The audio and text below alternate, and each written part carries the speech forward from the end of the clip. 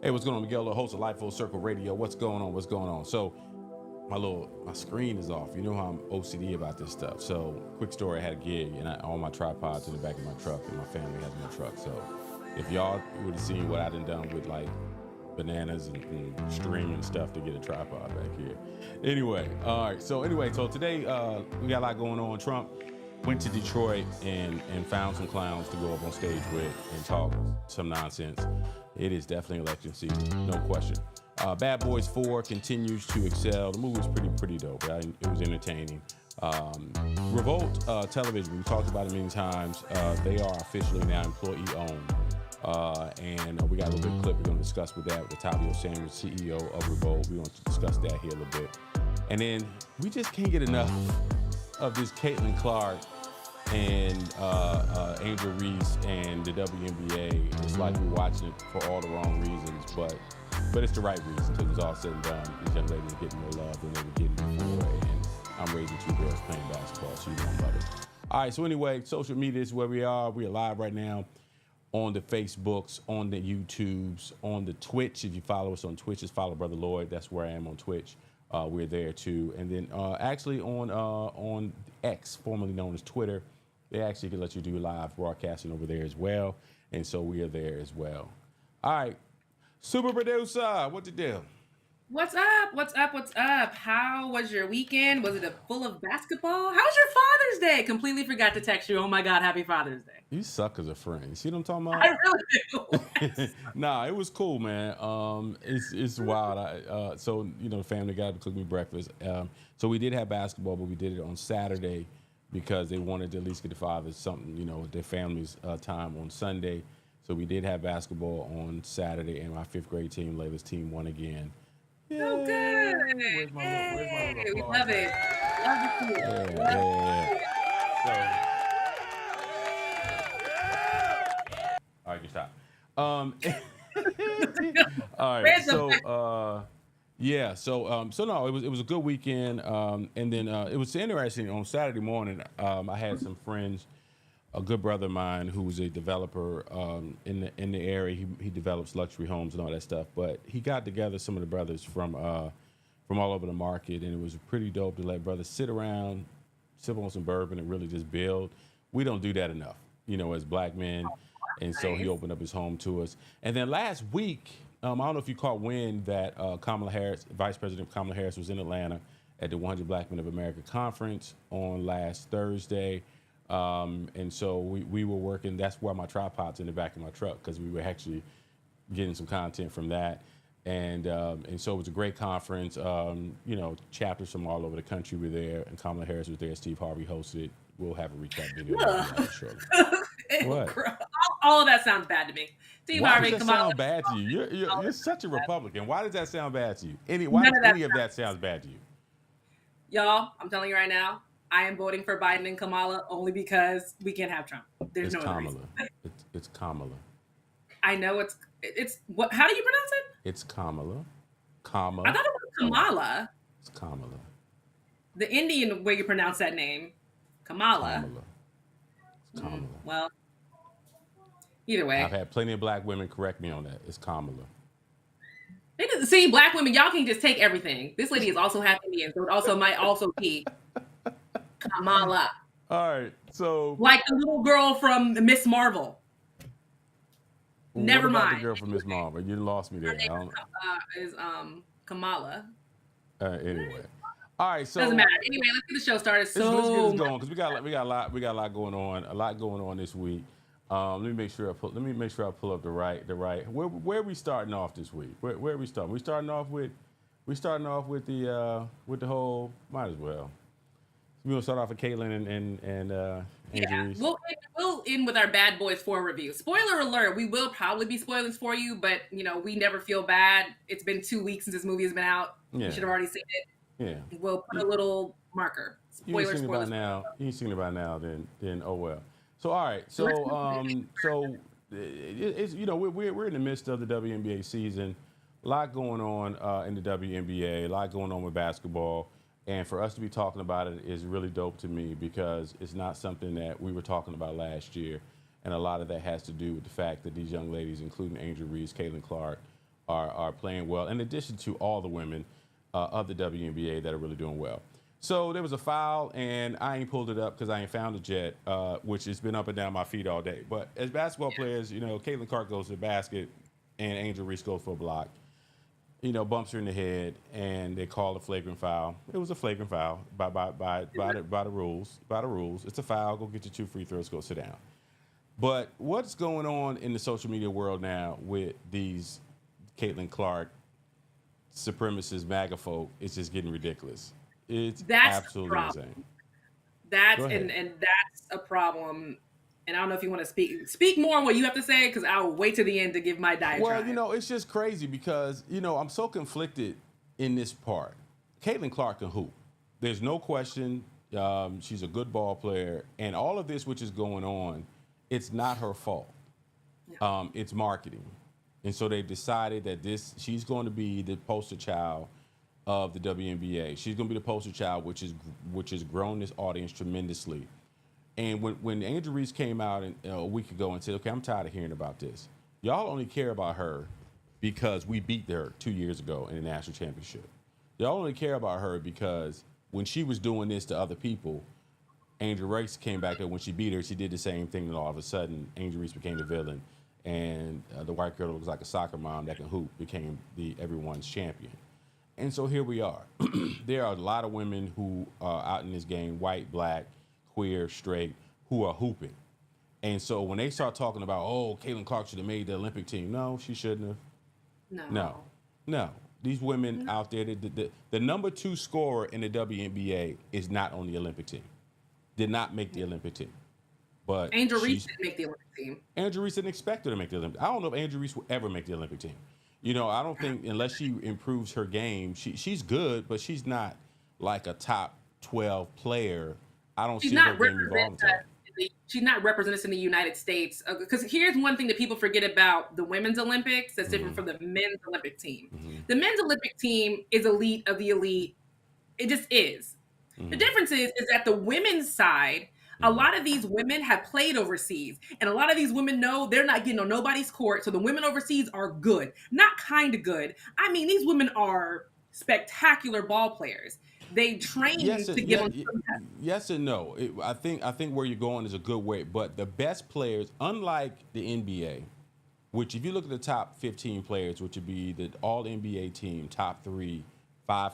So top 15 guys in the NBA, all of them are not American. I'll venture a guess maybe 70% of them are American. Jokic is not American. Doncic is not American. Boy from Greece, what's his name? Greek Freak is not American. Even Shai Gilgeous-Alexander, he's from Canada, right? He's playing for the Canadian team. The top players in the world for women are American. They're great women from overseas, but it's not like it is in America. So that's what they say, that the women's Olympic team is the hardest team to make, because women's USA team is the hardest team to make because all the best players in the world, for the most part, are American. And then you got players that have been around. For Taurasi's been around. She's in her 5th Olympics, I believe. Yeah. So let's just circle back to the conversation. And the problem that I'm having is a little different from Miguel's, because for some reason, remember the movie The Great White Hope? That comedy movie, where they had the white boxer. It was from a long time ago. I think so, vaguely. Yeah. And everybody got behind the Great White Hope. All the white guys are so proud to have a white boxer. Sure. That's what's happening now. The problem is that Caitlyn did not expect, I don't think any of us expected for her to be the MAGA ball player mascot is what she's turned into. Yeah. Nobody thought that was going to happen. I don't even think she thought that was going to happen. No, and I don't think she wants it. I think that, and because here it is. I'm out here every week playing. My girls are playing against the Caitlyn Clark to the world. And the number of Caitlyn Clarks are growing because of Caitlyn Clark, right? And there's a lot of white girls out here who can play this game. It's not like men's basketball where, athleticism is what's going to take you supremely over the top. You can dunk on people, whatever. No, that's not women's basketball. So there's a lot of girls out here who can play. I don't care, white, black, whatever. But the whole thing is that we're just in a climate right now, and with social media, people just find stuff to clamp onto, and they immediately want to, and the thing about it is that it's not, I don't agree when people start, the disrespectful stuff they say about Caitlyn about looking like a man. About that's just I can't. You didn't That's run so it then. disrespectful. I don't But like it for Angel or Caitlyn. yeah, exactly. And like I said, with Angel, it's the she, it's the wigs, it's the eyelashes, it's the whatever. It's just the stuff that these internet trolls who are tough behind a keyboard or a phone, who take these stances in these positions, and like with Kate, with Angel when she talked about when she was interviewed about that play, and she said it was a basketball play, and it was. Anybody that's played basketball has either made that foul or have been that foul has been committed on them before. Somebody's trying to get a block, they come I across made and get you that across the foul. head. Yeah, we I all made have. that It's foul several basketball. times. Wait. I made that foul several times, and every time I did end up hitting somebody, it was absolutely 1000% on purpose. Every time it was on purpose. I did it on purpose. I Well, believe that you're not a Angel good did it on sportsman. purpose. You're not a good sportsman. I'm sorry. What'd you say? You weren't a good sportsman. Sportswoman. No, I Sports absolutely. Mom, person. my mom's watching. My dad's watching. I was not a good sportsman. I was not my brother. I'm not a good. No, I'm not. I am one of those people who I got away with being kind of clunky and dorky and I don't really know Uh-huh. basketball, so that I could do mean stuff on the basketball court. That's exactly Yeah. how I was. But I Well, feel like Reese did it on purpose, and there's nothing wrong with her doing it on purpose. Thinking she can get away with it. It's basketball. Like I, you're supposed to do stuff like Hit- this. so in basketball terms, her going for that block, her hitting her over her head as a consequence of her going for that block.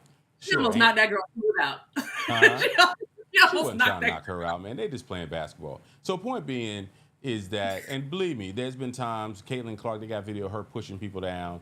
They got videos of her. It's competitive, right? You do things sometimes in the moment that you're not proud of. So, but when it's all said and done, it's over. The girl go to the line, she get her text, she shoots her 2 free throws. They get the ball. We keep playing. Now that's not going to change. That Yeah. they have made what I don't like about what they're doing with the WNBA right now is that they've made it the Real Housewives of the WNBA, and that's the part I don't like. They're taking small little things Yeah. and doing these week-long commentaries about it, Yeah. and now they she doesn't like her, and oh my God, did you hear about this? And now they're making it seem like these girls all have these little pockets of you against me, and they're turning into a reality show. They do not do the men like this. They're doing the women No. like this, and it's No, just a not little. to this degree. They'll do the men to this degree. Absolutely not. No. Absolutely not. And because it's just it turns into something catty that it shouldn't be, and it's just you got Exactly. you got all these super casual people who have never really spent much time watching basketball. They don't give a doggone about basketball. They're using this as an opportunity to stir up more bull. I caught myself. I'm proud of myself. They're using this as an opportunity to stir up more mess, and it's just sad because when it's all said and done, Caitlyn can hoop, Angel can hoop, but there's some other women out there. Even a girl, Kennedy Carter, who hip checked. She was in that actual game that she hip checked Clark. She was the leading scorer in that game. Like, it ain't nothing but ballers out there, And so when it's all said and done, hopefully we get through this little phase, and then we get into really watching women's basketball and enjoying it. But this is just fueling what we're in right now. We're in this stage of just everything has got to be about Batman and Robin and the villains and villains and heroes and it's just getting ridiculous. All right, let's move on. What you got on your mind next? We got a few things queued up. I think we should go. I hate to go dark, a little negative. But I think we should go into the Micheal Rainey Jr. story. Okay. While I don't even think Miguel can pull up the video because we are not trying to get flagged or anything. So I'll just give the description. Right. Micheal Rainey Jr. Let's go ahead and run that down. Go ahead and break it down. I might be able to find something that's out here without video. So Micheal Rainey Jr. was on Ty Lil live stream. He's a streamer, very popular streamer. He's up and coming. He's not like Kai Sanat, but he is up and coming. He is on the stream. They're about to all get into video camera, and Ty Lil's sisters, Autumn, for some baffling reason, decides that she is going to grab Micheal Rainey's private parts, look him dead in the face while she's doing it, right, and grab and provoke it, grab him. You can see he's visibly uncomfortable. His eyes get all weird and bug-eyed, and he's trying to yo. Right, because Finish your thought, and I'll give you my response. Go ahead. And a lot, and there's little kids in the room. Little kids can't see what's going on behind them. The kids are smiling. It would look like it was supposed to be just some cute family shot that she basically ruined. And I don't know what she thought, but social media was not having it. Everybody came out and said, you have sexually assaulted this man on a live stream. A live stream. You have touched him inappropriately. You can see he's uncomfortable. And it got so bad. Well, first Tylil came out and said, it's no big deal. It's fine. Micheal Rainey Jr. came out and said, nah, bruh, it wasn't fine. I have no idea why she did that. I didn't ask her to do it. It was extremely uncomfortable because after this happened to him, he got up and just left the live stream. He did not sit there and go through it. He just left the live stream. And then Tylil came out and said, whatever Micheal Rainey decides to do is fine. If he decides to press charges, I'm not going to ever have my sister on the live stream ever again. He probably won't press charges. If he did, it's fully on him to do so. Right. But this live stream is now screenshotted. So I don't know if Autumn ever planned on getting a job anywhere. It's never going to happen. You're never getting a job anywhere. You're never going to be involved in anything. You better get them stripper heels shined up or work on your OnlyFans because that's the only way you plan on making money moving forward. I saw a video recently just circulating with Megan Thee Stallion and her tour bus, and every last one of them danced like strippers. So, that seems to be profitable in this day and age. But,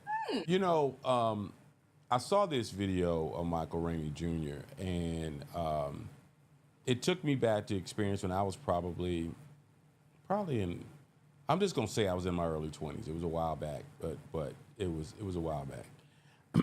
And one of my friend's older aunties, like we chilling, we playing cards, whatever. I'm down in my little A shirt, AKA my wife beater. We chilling and all whatever. And she just, matter of fact, I don't think I was in my 20s. I think I was probably 17 round up in here. And she just starts coming over the top of me and just start rubbing me on my chest, right? In a room full of people. Who did this? I'm not calling out no names, but it was a No, friend. not names. What was the relation to you? Was what I'm trying to figure out. It was a friend of mine's aunt. Okay, I'm with you. And so it's just like it's a family gathering. We hanging out, we playing cards, we eating chicken, whatever. And so you look in that moment as a man, you're immediately supposed to. What are you supposed to do? Because if it happens to a woman can get up and be all, what the hell are you doing? And wild out, whatever. And that's to be expected. But as a man, it's like the look he had on his face was just like, okay, this chick just grabbed my junk. And what am I supposed to do in this moment? So it's just that double standard that has been around. It's a huge double standard. She absolutely violated that young bro. She did. I'll be honest about myself. Miguel has had this way. I have been that girl before because I think when you were, and I'm not making excuses for her because what she did was different than I feel like my friends have done it. Mm-hmm. Like we've been at frat parties and we've been drinking and we've slapped another frat guy in the butt. Mm-hmm. Or we've touched the face, or when they're strolling or something, you rub their arm or something like that. I don't know if that's the same thing. It's not the same thing as grabbing somebody's Johnson. I'm getting there. I have grabbed another man's private parts, but it wasn't someone who was a stranger to me. It was someone who I was cool with and close to.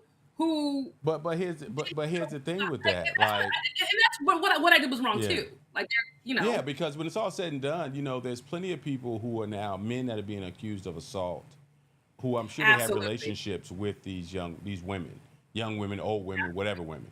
There was relationship there. It's the same barometer. If you violated someone, the consequences are the consequences.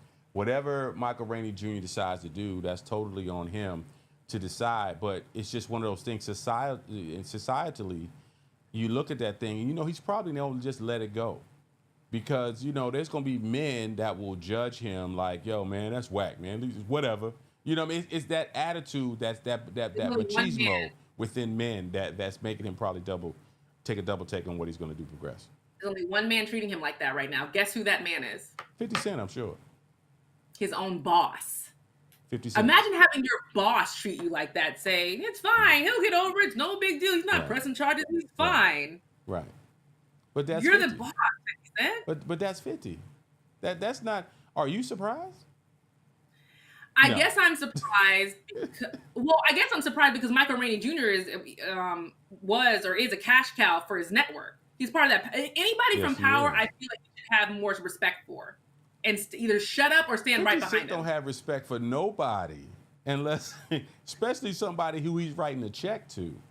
50 Cent don't respect people who are horizontally attached to him, whether it be what he did with Diddy. I think he just released a documentary about Diddy. 50 Cent started his entire career. Right. 50 Cent has started his entire career about, he's just beef. That's what he does.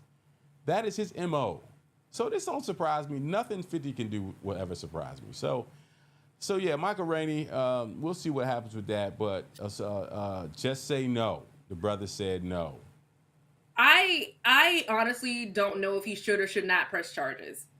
But what I will say if is the that situation were reversed, do you want the woman to press charges?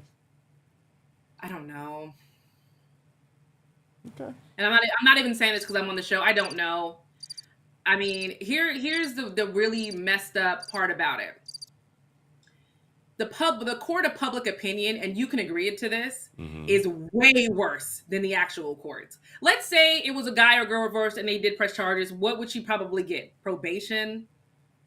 Couple years on the sex offenders registry? I'm not sure what, but I know it wouldn't be what we all think it probably should be.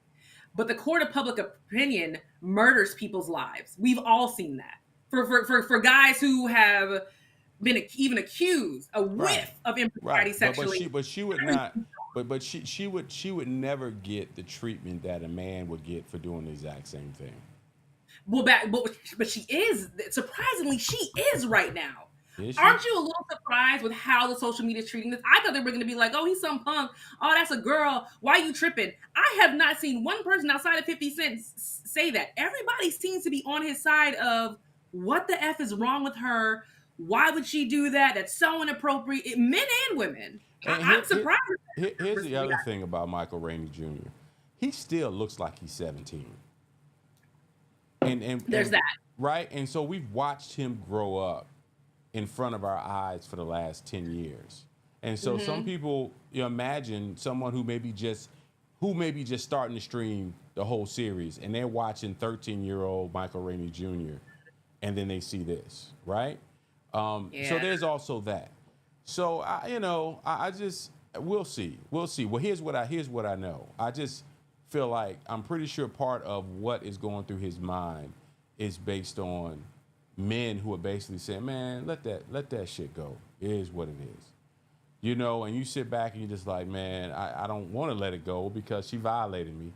But that's just the way it's going to rock. All right. Let's move on. What we got? What else we got next? Wait. I want to go to Revolt story. Let's go to Revolt story. Trump. I don't want to. Go ahead. Where do you want to go next? Go ahead. Just do Revolt really quick. It takes 5 seconds. Ooh, no, it does not take 5 seconds. This is a good story. This is a strong story because it's not the salaciousness of the story. It's the real meat of the story, which is going on, which is, as everybody's been focused on Diddy.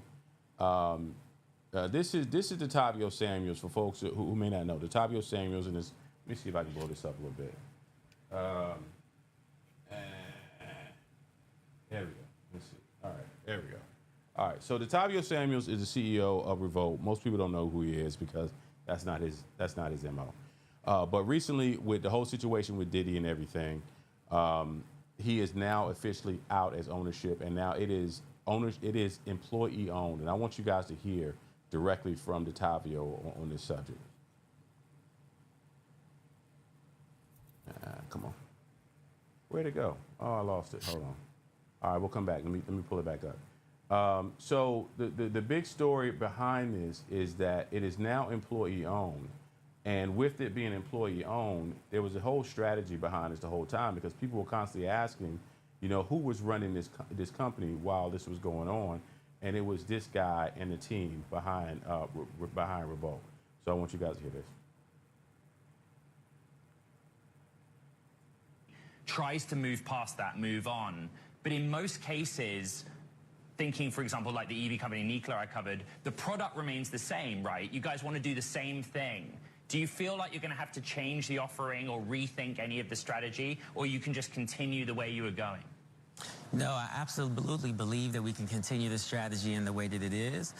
We have said from the beginning that the vision and the mission is not going to change. We exist to shift the narrative for Black people globally. The need for that is not changed. The mission, how we're going to do that, by building the world's largest, most powerful Black storytelling engine on the planet, that's not going to change. And we do that by partnering with some of the dopest creators who shape culture in the world. That strategy is the perfect strategy for this moment. While a lot of people might see the disassociation from Sean Combs as a big thing, our truth is Sean Combs has never been involved in the day-to-day since I've been there. Local company. The team that you see, the vision you see, the strategy that you see, all the work that you see has been done by the incredible management team that's there and the incredible employee base that's there. And so for us, there's no need to change. It's just time for us to dream bigger and dream blacker. Yeah, so I definitely wanted to share that clip with us because you're gonna grow up eventually. I'll get you there. So because here's the thing, and here's the other thing. During this conference, Roland Martin was at the 100 Black Men of America conference, and I had a chance to speak with him for about 30 minutes. And easy before this came out, I talked to him. We talked about the Tavio because there's a strategy that's out there in Black media that there's only a 0.5% to 1% of all media spends go to Black-owned companies. And when you start talking about the Fords and the McDonald's and all of these companies, their lack of commitment, where they say they're going to spend 5 to 8% of their ad dollars in Black media, is a bunch of bullcrap. They want to go out and sponsor conferences like what I just went to, and give them $500,000, $1 million instead of committing 30, 40, $100 million worth of their ad dollars. And instead of having these white firms going and buying the media with these Black firms. And so DeTavio's strategy has always been an ad-first strategy. And so when we've talked about this a few times on the show. We talked about what was happening with the show, and he confirmed what we thought. Diddy was not involved in the day-to-day operations of that organization, and they're moving forward now. So as we talk about the salaciousness of what's been going on, this is the business side of what's going on with Revolt. The reason why I say this story is super boring and I do not care is because, like Miguel just said, Diddy was never involved in the day-to-day. DeTavio and them were always hands-on. They're always making it happen. They were always making it work. Yay, they own the company. We hear this all the time where employees end up owning the company because their CEO does something stupid. I mean, I'm happy for them. I know it's going to work because, like you said, Diddy wasn't a main part of anything. I think the only part of Revolt he was a main part of was State of the Culture, and State of the Culture is not even used anymore. They don't even use State of the Culture anymore. So it is what it is. I wish them all the best success. And dear DeTavio, if you're looking for a good podcast to have on your network, look no further than Life Full Circle Radio. I promise I will behave. I swear to God, I will follow directions. I will be nice. I won't drink on air most of the time. And only be clear liquor. They carry drink champs on the network. Do you think they care about us drinking on air? They could care less. And so these are some of the people, as they announce it, the employees that are owning the company. So congratulations to them. If you're following Revolt, you're following that organization, know that you're following a true Black-owned company. So applause. That's that. Not crickets. I want that applause. All right. So let's get back to the salaciousness that my super producer wants to talk about. What are we talking about now? No, not salacious, because I want to talk about this politics first before we jump into our Bad Boys 4 review. Remember, after politics, turn your stream off so that you don't have spoilers. But recently, Trump went to the People's Convention, which would be the Turning Point Action. It's TPHC, right? I have no idea. But I'm gonna let you go. Well, they called the People's Convention, but it was Turning Point Action something who had their convention. It was in Detroit, and Trump got an opportunity to sit in front of several Black pastors who said a lot of dumb stuff for no reason. One of the dumbest things they said was that Biden nor Obama came to the hood. I'm not sure why visiting the hood is so important. I don't know why that matters, especially when a lot of the programs that Obama and Biden have tried to put in place have been for the Black community. I don't know if they wanted to have Obama and Biden ride into the hood when a truck covered in kente cloth. Had that happen before, you know how that went. So I don't get the point. It always confused me when pastors are up Trump's butt. And Miguel knows why that's confusing, because he's not Christian.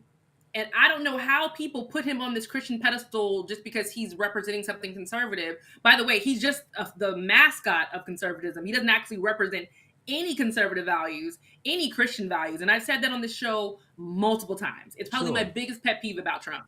I don't care if he has sex with 100 hookers. It does not matter to me. You are lying about your actual Christian values and your conservative values. Go, Miguel. Well, you know, first of all, this whole getting in front of these black pastors, it ain't like it's, you know, you got to have a medical degree or go through that type of process to say you're a pastor. There are people out here who got churches next to 7-Eleven. So, you know, all of a sudden they're a pastor. I was driving last week. I think we were going to Winston-Salem, and we drove through Alabama. You remember the clown a couple of years ago, Mark Burns, who claimed to be a Kappa and got called out, and who was running? He's still running for office. I saw stuff out there in Alabama with him. Or no, is that his second job, running for office? Like his second full-time job? It's a whole lot of people's second job. So, you know, the whole that Biden and Harris are not coming to the hood, all this garbage that they try to spew, like all of us. I ain't lived in the hood in 35 or 40 years. I can't even remember. Like, you know, it's and many of us do not live in the hood. Like most of the people, a lot of people who are in the quote unquote hood, as they're trying to claim, they ain't voting anyway, right? And so you're going in there, and the strategy may be, well, maybe we can get some of them. We just need a few of them, because there's some rapper. I saw Tesden Figaro, who's a pundit who used to actually be on Revolt and in the Breakfast Club, and you know, she's a bad sister, you know, and so she was up there talking about on Fox News and all this garbage about some rapper in Detroit who was saying he's supporting Trump. I'm really, this summer, we're now basically almost to July. They're going to have their first debate. What's today? They're going to have their first debate in 10 days. And hopefully when they have this debate, huh? No, go ahead. I'm sorry. Sorry. My delay is showing you as not talking and you're actually talking. Go ahead. Sorry. Yeah. So Trump and Biden will have their first debate in about 10 days. That's going to be interesting because, you know, the work is being done by the Biden administration. The ability to communicate the work that's being done is a heavy lift. And because Biden has to be the mouthpiece for this, and you know he's moving very slow. Not saying that he's not coherent. He's just moving very slow. And even though Trump is moving a little bit faster, he's moving like a drunkard at the bar. So this is going to be the boringest hour and a half debate many of us are going to see in a long time, because, you know. Define boring. What do you think is boring? I love watching two drunk old men fight in front of the VFW. That's what it's going to be. I can't wait. I cannot wait to watch these two old senile white geezers throw weird insult at each other, get lost on stage. You know, it's going to be stupid. The problem with Biden is not going to hurl a bunch of insults at Trump. He's just not going to do it. And that's the part that people... Do you remember the last debate they had? He was hurling insults. They both were hurling weird... they weren't like doing the dozens kind of insults. It wasn't like that. But it was like old man insults, like, I'll take you behind this barn and sock you one. And it was like... You know what? You might be right. I don't recall. Me watching a Biden-Trump debate is simply for entertainment purposes only. Yeah. And I've now seen Vice President Harris in Atlanta twice in the last month. She's going to be back. What's today? I think she'll be back this week, doing something with Quavo, the rapper. And so, huh? I know who Quavo is. You just see Quavo the rapper.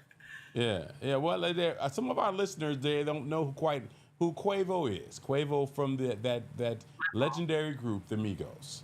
But he's got a foundation in town. I don't, you know, but it's really starting to concern me. Huh?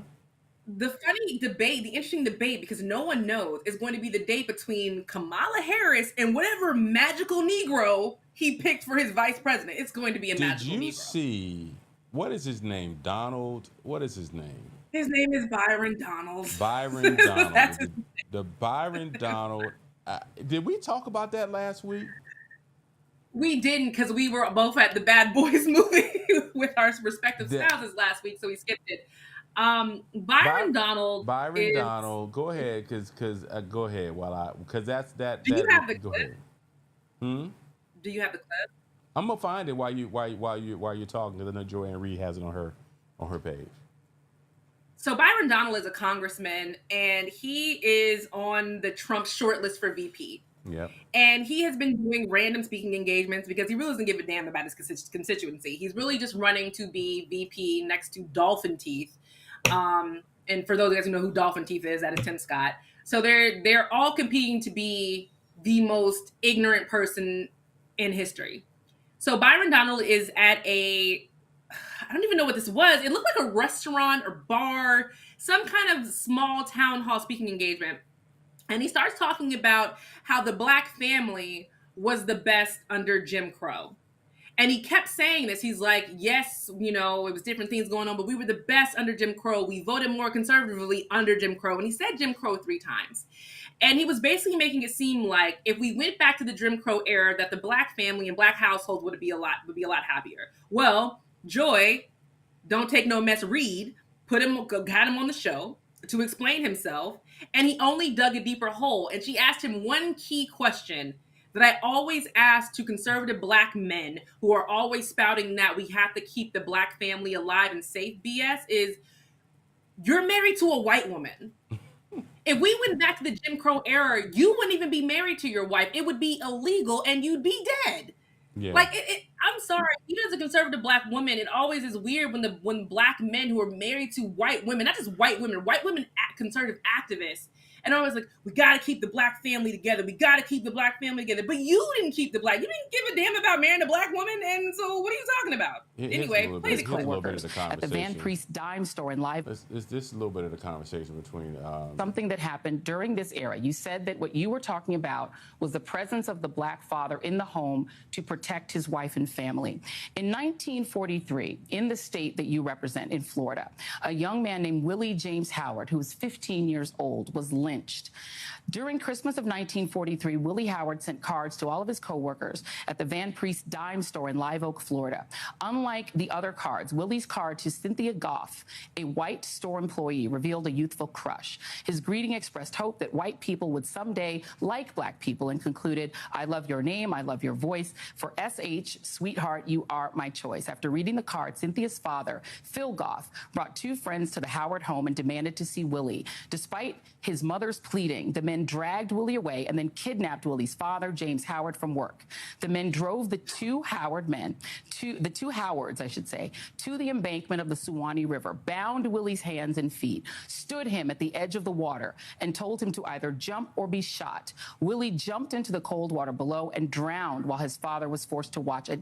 So this wasn't the exact clip I was looking for. The full interview is online. You can go check it out. And to Kia's point, the clip about him being married to a white woman as his wife, and the fact that his life could not exist, that marriage could not exist during the Jim Crow era. It's just amazing to me that these folks will stand up here and they will spout this nonsense, and will just be so dogmatic, like you guys are just you're lying on me. These are your words. You're turning my words around. You're turning my words around. We heard you, and that's why when Joy interviewed him, and he was like, "Well, I didn't say that to me." She's like, wait, no, don't say nothing else. Play the clip. Here's the clip. Here's the clip. Don't say nothing else. Y'all don't say nothing to me in the production. Just play the clip again. And she was like, "This is what you said." Right. Like they never want to own up to what they're saying.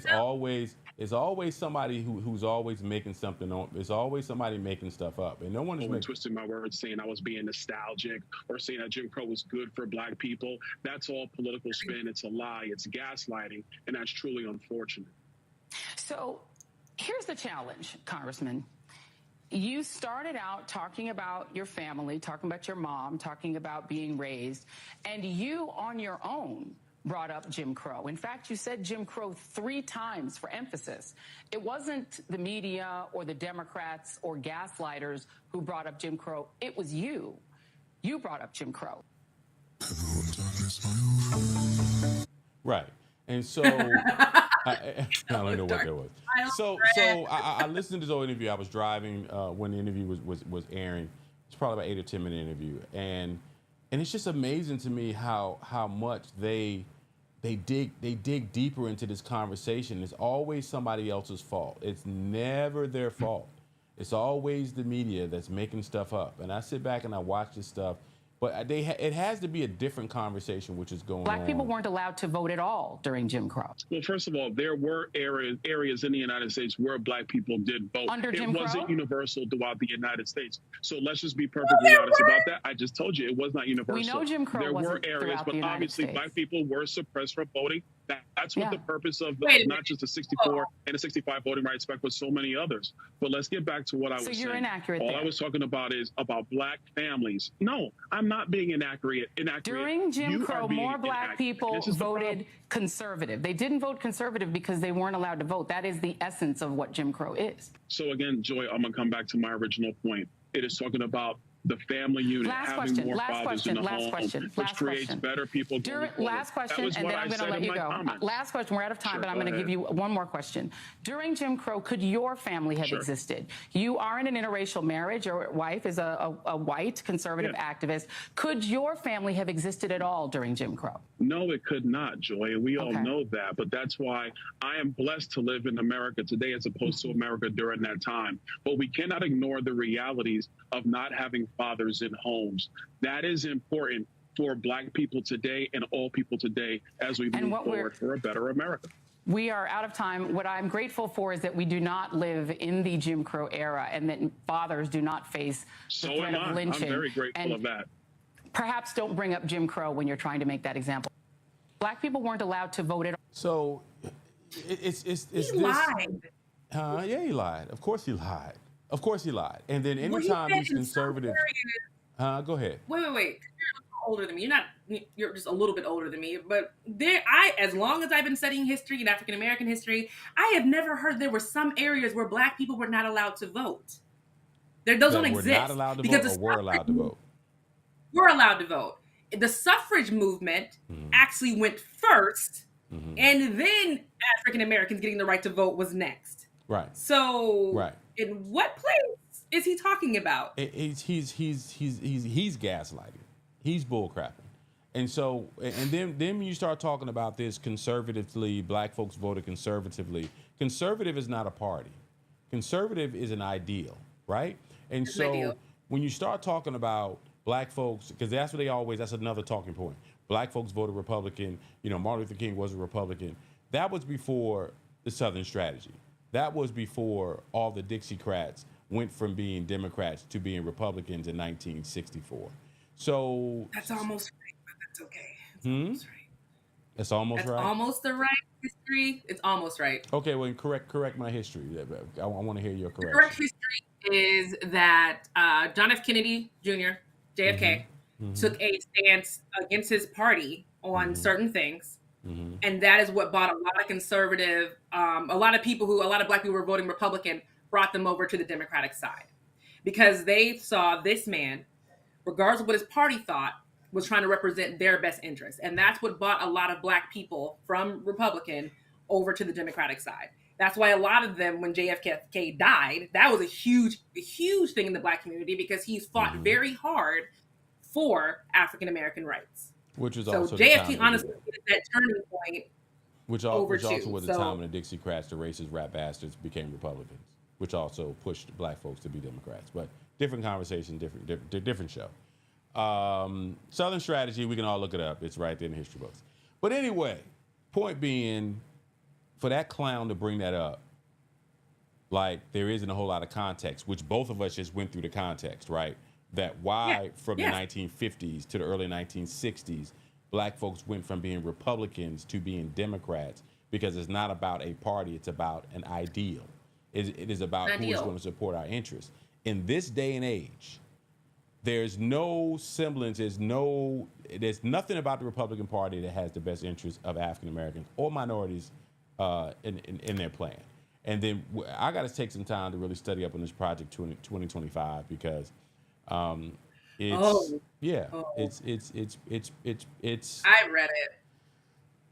I read it. All right, we got a few minutes left. I've read it, and anyway, I don't want to end on a sad note. So listen, if you have not seen Bad Boys 4, we're gonna need you to drop off the live, drop off the stream. Oh no, you ain't got go no find something to do. Stay right there. Yeah, stay right there. Nope. You ain't seen go it by now. In. You ain't seen it by now. People done told you anyway. Go ahead. Let's talk about Bad Boys 4. It was excellent. It was very entertaining. And then we can talk about the me and Micheal both saw like Bad Boys Stephen 4. H. Smith and everything. Go ahead. Very rarely do me and Micheal get to see movies at the same time. Yes, we finally done it. We succeeded. And I was thoroughly impressed with the film. I thought it was a great storyline. I thought it did a lot of pulling back from Bad Boys 1. Ton of pulling back from Bad Boys 1, which is great. Who was back from Bad Boys 1? Write that in here. Hold on 1 second. I'm talking to the bartender. 1 second. Okay, bartender, hurry up. You're interrupting our show. There we go. There was a lot of callbacks from Bad Boys 1 into Bad Boys 4. The only thing I have to critique about the movie, and my husband and I had the same thing, Tiffany Haddish can go to hell. And I mean that from the bottom of my soul. When they were going to the street, tell me if do you remember Bad Boys 1? It's been so long. That was 30 years ago. Crazy it was 30 years ago, but do you remember Tia Leone in Bad Boys 1 as the girl in that film? Please say you do. For those of you guys who watch Bad Boys 4 and Bad Boys 1, Tia Leone was the girl that they were trying to keep in witness protection, and they were both trying to act like each other, whatever. She was that girl in the movie. I know her face. I just probably don't know her name. But, I don't keep up people's names. When they walked into the strip club and they were like, oh, this is an old friend of mine. I know we can trust her. I was like, oh, they're going to bring back Tia Leone from 1. She's going to be like the strip club owner or the madam or something. Mm-hmm. Oh my God, I can't wait. And then we walk around the corner and it's Tiffany Loudmouth Haddish. I've never been more disappointed in my entire life. I've never been that disappointed ever. And she was just her same old self. Give me your thoughts about it. Maybe I'm just being a jerk. I am done. Like my apex of me being a Tiffany Haddish fan was in Girls Trip. I thought she was hilarious in Girls Trip. It just was a great balance to that. It was just what it was. But this was, here's the thing. Here's the thing. Thank you. So I talked to my 24-year-old daughter who had already seen the movie, and I said, hey, can we take the girls? Is there anything in the movie that may be inappropriate that the girls can't see? See, that's the 38, almost 40-year-old woman, the Tiffany Haddish scene where she told. Oh no! You're 1,000% right. Right. You would literally have to tell the girls, y'all go stand in the hallway and we gonna come get you. When I tell you that the girls are sitting next to me. Trey was sitting on the other side of the girls, and Saran was on the outside, and I'm like this. And she covering up her face like, ooh, I forgot about that part. But Tiffany Haddish because Tiffany Haddish was vulgar, but it was forgettable. It was a throwaway. If they didn't have that scene in the movie, would it have mattered? But that's not the point. I'm going to tell you what the point is. The point is Tiffany Haddish helped to sell the movie. And as DJ Khaled helped to sell the movie. He didn't. They did. No. They did. No. That's how it works now, Kia. That's how it works. I am not giving her or Khaled that kind of power. You know who sold the movie? Sexy Mexican guy, Martin and Will. Sexy Mexican guy, Martin and Will are who sold that movie. Who you don't even know his name. You talking about the one who played Will's son. Mexican guy, trademark, sexy Mexican guy. I don't know. What is his name? Does he have a name? But tell me some names his name you do was know. Armando in the movie. Let me tell you who you do know. You do know Tiffany Haddish. You do know DJ Khaled. You do know John Sally.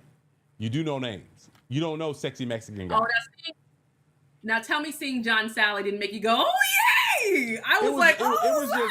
It was well done. I just think the fact that they the whole thing with Martin with him getting up there in age and him not moving the way he used to move and all of that and how they really, tied that into it. I think the buddy comedy role, it was just a really, really, and then the cinematography on it was fun. It almost put you in there almost like a really video game type of feel with some of the action sequences. I thought that was really cool. The part about him and his son, we knew that was going to happen. We knew that from the last movie. We knew that was going to happen. Yeah. That was pretty much written on the wall. It was entertaining. It was good. It's something that we'll look to see what they'll do, because they'll probably do another one. They're probably already in production. But in addition to that, the story around Stephen A. Smith. Wait, can I say one more thing before we go to them? Just one more thing. Okay. They couldn't find a better woman for Will Smith to marry in that movie. They had him marry just the cute British girl who's a physical therapist. Did anybody else think he was going to marry somebody that was just a little bit more umph? No. He didn't need to get married. As whack as she was, they didn't need to have him get married. That didn't need to happen. But she was the hostage. It was the dumbest thing ever. She had to be the hostage. He's 50 years old at this point. Like, when is the Playboy going to get married? Is he ever going to get married? It's like, yeah, thank you for marrying him off, right? Then why not marry him? I guess in my mind, I thought if he was going to get married, not to Gabrielle Union's character, because again, I can't watch her through not another movie. I can't do it. But if they were going to have him marry, I thought they were going to find one. I'm glad it was a black woman who was like the doctor or some other kind of CIA agent, cool, strong. I've got a personality. That girl had the personality of toast. And then they were like, "Oh, now she's kidnapped." No problem with the woman that's fine as frog hairs being his wife. I don't know what her name is, but I was even hoping that she was in on it. There was a small thing I was like, "Ooh, maybe she's so lame because she's actually in on it with the other bad guy." And then she wasn't. I was like, "Oh, she's just whack." But here's the other thing that slipped right by is how they X'd out Teresa Randall, who was Martin Lawrence's wife in the previous movies, and replaced her with Tasha Smith. So they didn't X her out. She's actually very, very sick, and I guess they needed to prove it. And there has been videos from her online where she was kind of wandering around outside of her home wearing latex gloves with a walker. That's why she wasn't in the movie. Not that they didn't want her, because Jerry Bruckheimer, I mean, they've had her in all three films. I didn't know they were mainly concerned about her being unhealthy and unwell, and that's why she was replaced by Tasha Smith. Because I am not a Tasha Smith fan 100%, but I think Tasha's a good actress. But it's hard replacing a character like Tasha Smith, like Teresa Randall, who's been his wife in all the films. And now you got... And they've never established what happened to Martin Lawrence's other two sons. Oh, I don't recall the other two sons. Now I'm looking up Teresa Randall, because from what I'm seeing, it's saying she was forced out. But appearing to play the wife Martin Lawrence, however, she has been recast. So let's dive in. It's currently unclear to why she was replaced. Say again, huh? I have never heard that she was forced out. I've always heard that when they started production, they wanted her to come back, but they were just like, "You're not healthy." Because if you think about it, why wouldn't they want her to come back? I don't know. I don't know. I haven't seen her play any parts in a long time. Tasha Smith, once again, selling the film. Tasha Smith is a recognizable face. She's absolutely. She's somebody that people know. But Teresa Randall was always a beautiful woman. I don't know. Sometimes very beautiful woman. Yeah, absolutely. And so going back to some of my favorite movies, my favorite role that she ever played was actually Sugar Hill. For people who may not know who I'm talking about, I'm gonna pull her up. You remember Sugar Hill? I don't think I was allowed to watch it. Sugar Hill is, to me, the best movie Wesley Snipes ever played in. It's this movie right here. If you guys can see it. Sugar Hill was really good. And Teresa Randall played his wife in this movie. And, there was some other people in there, Teresa Randall, Clarence William III, it was a really, really good movie, 1994. So that's like 30 years old too. But of course, she played. A lot of people say their favorite movie of hers was Girl 6, but again, it's another movie that I was not allowed to watch, so I can't even talk about what Girl 6 is about. But yeah, whatever. Girl 6 was okay. It was not really good, but I thought she was good. But anyway, I'm curious to why. Oh, and Reggie. That's the last spoiler. Reggie's scene. Reggie's scene was dope. Reggie's scene. I was almost like, okay, now they're gonna make Reggie like he gonna be part of the crew now, because I don't know. Reggie and Armando. It's gonna be Reggie and Armando. I can't see them carrying a film though. I'm not sure Reggie's a good actor, but I know he was great in that action scene though. That scene was. That's what I'm saying. Yeah. He carried that action to everybody he carried that scene, and then of course the scene at the end was like, okay, yeah, we're gonna let him do whatever you want to do. All right, now getting back to the controversy around the unnecessary controversy. Yeah. Stephen A. Smith, who for some reason all of a sudden he thinks everybody needs to know his opinion about everything. He decided to come out and say that he can't see another Will Smith movie until Will Smith apologizes to Chris Rock. Bruh. It's 2 years ago now. They done dealt with it. We done dealt with it. Everybody done dealt with it. And you just using this as a means to get some more views on your podcast. Stephen A. Smith is getting whacker by the day. Like he is progressively getting worse and harder to digest. I don't watch him. I can't because he's too full of himself now. His voice. It's the definitive nobody knows what they're talking about but me attitude that he has. What he did a couple of weeks ago to the young lady Monica McNutt when they were talking about the WNBA issue and he wanted to overtalk her. The dude has no respect. And for anybody, it ain't black, white, men, women, whatever. They done blown his head up to the point. Unless you're a white Anglo man, you don't know what you're talking about if it comes down to Stephen A. Smith. And that thing he tried to pull on Will Smith, man, go kick rocks. Nobody care about your opinion about Will Smith. As the box office showed, everybody went to go see that movie, and I'm sure Chris Rock is fine by now. But here's the reason why I was confused why he made the comment. Why did you make the comment? Like right. Nobody asked you. Nobody cares about and this is it's hard to explain this, but nobody cares about. It was a monologue on his podcast, so nobody asked him his opinion about it. Go ahead. What I'm saying is, like, nobody cares about my personal feelings about Will Smith. Nobody cares about Miguel's personal feelings about Will Smith. Nobody cares about Stephen A. Smith's personal feelings about Will Smith. We all were shocked by that moment. No one ever condoned it. No one ever said it was a good thing. We all said it was a horrible moment. He called and apologized to Chris Rock directly. Chris Rock didn't want to accept it. Chris Rock is back on stage. Will Smith went to hiding for a little while. Now he's back performing. What does Stephen A. Smith want? What more are you looking for? A personal apology talking about Will Smith?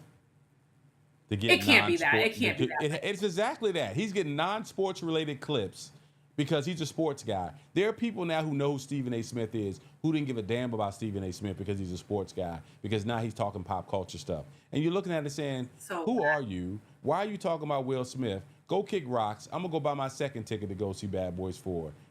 Who cares if you're not in the theater? Nobody cares. Nobody cares, bro. And the people don't care. I looked at Will when Will does this thing where he goes in and he'll watch the movie with people, and not let them know. That was adorable. Yeah. That's the stuff. That's the stuff that matters, man. I sit back and watch this stuff. When it's all said and done, Will Smith has a whole lot of career. He's done a great job over his career. He's done a great job over his career building he's got building a lot of cachet with audiences. And so I'm trying to find that video real quick because it was really cool. Here it is.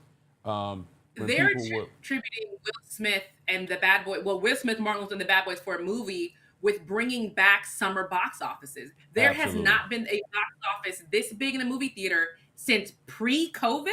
Right. People love it.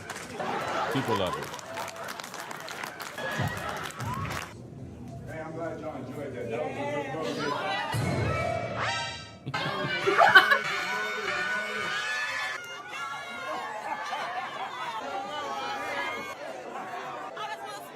And so while Stephen A. Smith thinks that people give a damn about his opinion about Will Smith, the people have spoken.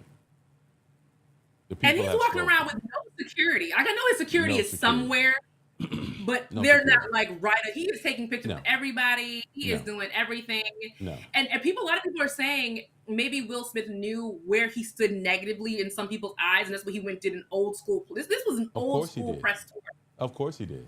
This is we're going to Mexico City. We're going to LA. We're going to Miami. We're going to New York. We're doing this photo shoot. We're talking to these social media people. We're flying overseas. We're doing the whole press run, and it Absolutely. did exactly what it was supposed to do. People And forgot again, who Will Smith was. People forgot that Will Smith, summer after summer after summer after summer after summer, you are would exactly drop right. a film and it would be the biggest thing going.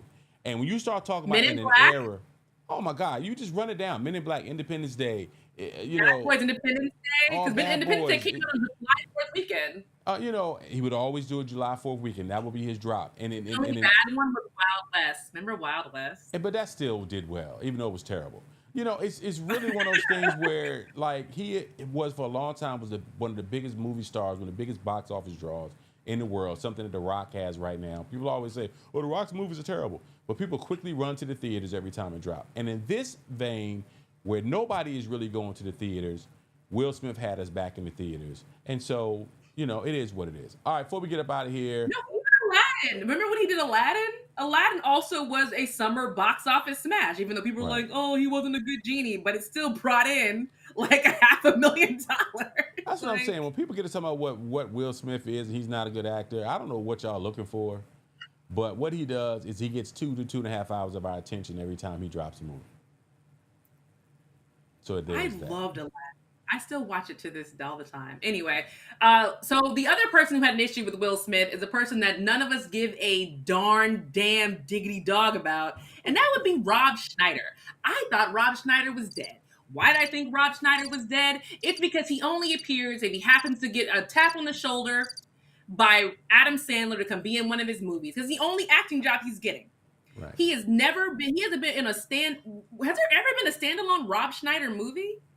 Oh, wait. Yes, there has been. American Gigolo or whatever? Deuce Bigelow? Was that him? Rob Schneider was, when he came out running his mouth, I was just like, dude, why do you think we care about what you think about Will Smith? We do not care. Nobody cares. Rob Schneider, when's the last film that you've been in? Once again, people riding other people's waves to look at his IMDb. He probably ain't been in a movie in 6 years. You know, nobody cares. Nobody cares about Rob Schneider and what he thinks about Will Smith. He doesn't think Will Smith. Man, stop. Man, stop. He's in a lot of voiceovers for cartoons. That makes sense. Which is fine. He looks like a cartoon character. He's in a video game voiceover, and I think he was in that TV show. Nope. He wasn't in that. Sorry, it's just a commercial. Right. He's been in a lot of stuff, but it's all been random little things. Guess who hasn't been in a bunch of random shit? Will Smith. So when it comes down to it, Rob Schneider, who cares? All right, before we get up out of here, the logo has passed away. R.I.P. to Jerry West. For people who don't know, that logo you see on the NBA, it was him. It was a silhouette of him. He was the architect of the Los Angeles Lakers team of the 80s that won all the championships and the 90s, early 90s. He moved on. He built teams in Memphis and Golden State and in different places. And most people say he was actually a pretty cool guy. Most people not really care also, about. I don't think they should change the logo. I know that's like the new thing right now, that he's dead now, so we should change the logo to Kobe Bryant. I think we're good. Yeah, we're good. We're good with the logo. We don't need the NBA logo to be changed. All right, what else you got before we get up out of here? Anything? Did you watch Game of Thrones last night? Oh, no. Did it start back up? It started back up. We missed it. And no, we didn't watch it. I almost feel like, and for people, the Game of Thrones, is it Game of Thrones? What was the first one? What was the old one? The first one was Game of Thrones. This one is called House of Dragons. This is House of Dragons. That's why I said, no, this isn't Game of Thrones. House of Dragons. It's almost like we probably need to watch an episode or two to get caught back up, because it's been about 2 or 3 years since it was out. All the characters look exactly alike. You know what I mean? All of them got them long Targaryen long names. I'm like... a lot of blonde wigs. A lot of Aemons. And Jacerys and Acerys, and I'm like, okay, can y'all just make a tree so we know? But this has been a long-awaited sequel. A lot of people are already, I mean, it's only been out one episode, and people are giving it 99% on Rotten Tomatoes. So I'm gonna watch it. Me and Omar are also watching Clipped. I don't know if you watch Clipped on Hulu. About I have not watched that yet. Everything I've heard about that is that the people they have depicting Steph Curry is terrible, and other basketball. Oh no, it's awful. Yeah. It's awful.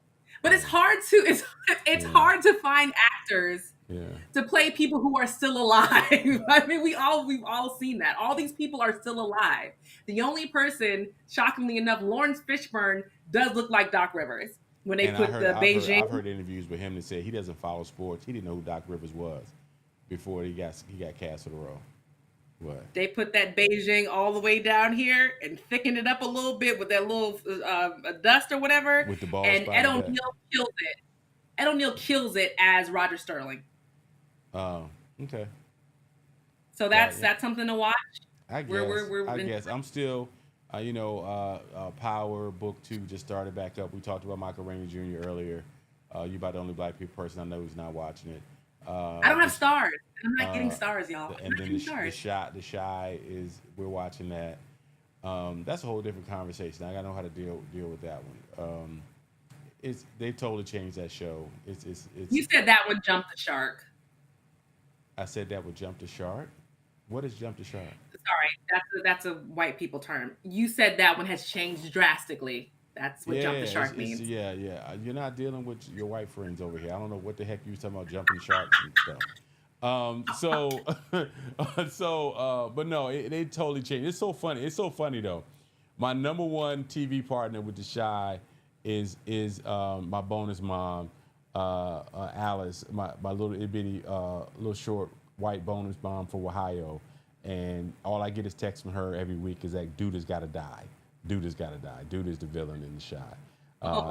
And guess who Dude's adversary is? It's Lynn Whitfield. That is. You told me that. Yeah, it's crazy. I feel like that's her new role, Black Lady Adversary. In every TV show she's in it. And then her son is Tiana Taylor's now ex-husband, who I saw a social media clip of him the other day. That now Tiana Taylor makes twice as much money as he makes, but he's trying to get his child support reduced because she's making $90,000 a month. He's only making $48,000. I don't know why either one of them are paying child support. They both split 50-50 custody of their kid. Do you really have to pay child support when you're splitting 50-50 custody? That's a whole show. That's all a whole show in itself. All right, I'm out. I'm on his side. Peace out. Bye. I'm on his side. Anyway.